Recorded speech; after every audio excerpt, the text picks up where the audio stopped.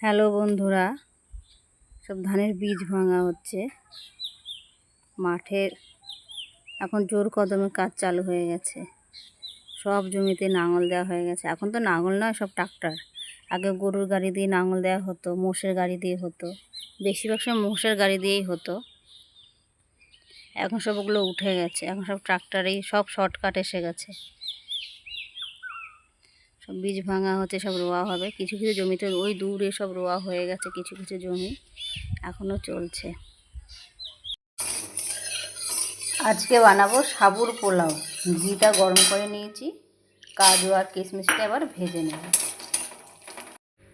কাজু কিশমিশ ভাজা হয়ে গেছে, এবার বাদামগুলো ভেজে নেব। একটু বেশি করে বাদাম ভেজে রাখছি, যখন তখন লাগে তো এর জন্য। নারকেলগুলো ভেজে নেব। ঘিটা বেশি ভাজলে কালো হয়ে যায়। বাদাম ভেজেছি, ঘিটা কালো হয়ে গেছে। আর একটু ঘি দিয়ে দিয়েছি, দিয়ে এবার ফোড়ন করে নিলাম।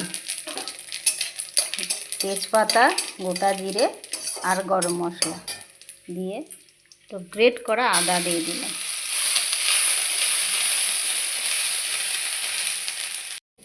এবার কেটে রাখা সবজি দিয়ে দিলাম।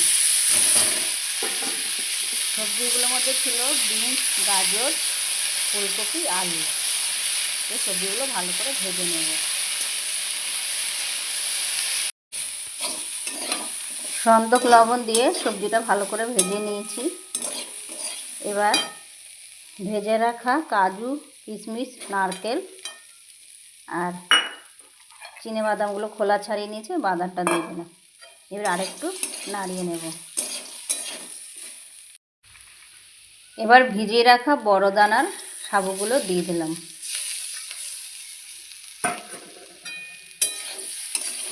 দিয়ে এবার নাড়ব। দলা পাকালে চলবে না, নেড়ে যেতে হবে।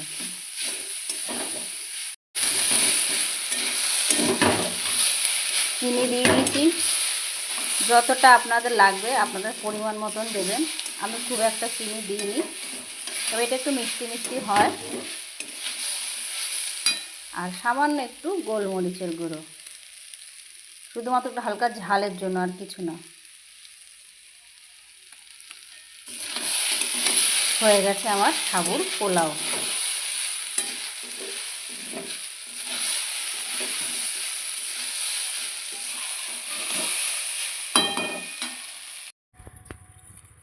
দেখুন বন্ধুরা, কপি চুরি করছে। কত বড় বড় কপি, দেখি হাতের কপিগুলো কত বড়।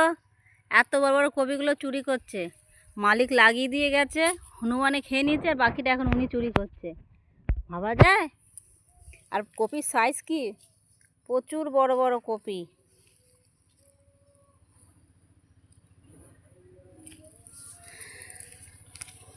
কপি তুলতে গিয়ে তো পড়ে যাচ্ছে।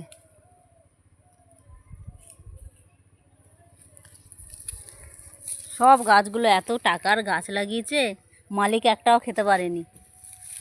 হনুমানের পেটেই সব গেছে।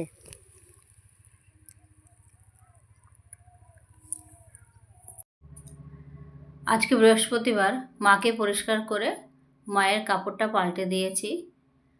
আর আজকের ভিডিও এখানেই। যদি আমার ভিডিও আপনাদের ভালো লেগে থাকে তাহলে লাইক, কমেন্ট, শেয়ার ও সাবস্ক্রাইব করে পাশে থাকবেন। দেখা হচ্ছে পরের ভিডিওতে।